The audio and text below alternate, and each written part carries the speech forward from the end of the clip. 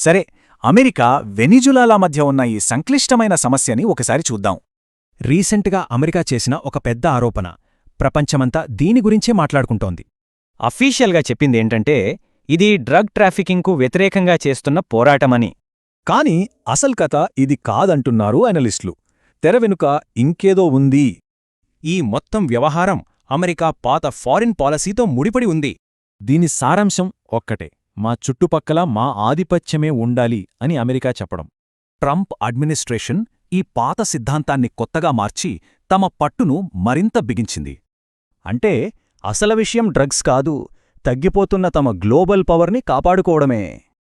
America ఇప్పుడు ఒక కొత్త రియాలిటీని ఫేస్ చేస్తుంది. ప్రపంచం మల్టీపోలార్గా మారిపోయింది. చూడండి, అమెరికా ఆధిపత్యానికి ఎన్ని వైపుల నుంచి సవాళ్లు ఎదురవుతున్నాయో. గ్లోబల్ ట్రేడ్లో నంబర్ 1 కమోడిటీ ఆయిల్. మరి వెనిజువేలా ఒక మేజర్ ప్లేయర్. గ్లోబల్ పవర్ తగ్గుతుండటంతో అమెరికా ఇప్పుడు తన పెరటి మీద ఫోకస్ పెట్టింది. ఇలాంటి చర్యలు ఇంటర్నేషనల్ లా, ఇంకా యుఎన్ లాంటి సంస్థల భవిష్యత్తునే ప్రశ్నిస్తున్నాయి. అయితే ఇది ఒక కొత్త వరల్డ్ ఆర్డర్కు ఆరంభమా? ప్రపంచ శక్తి సమీకరణాలు మారుతున్నాయా?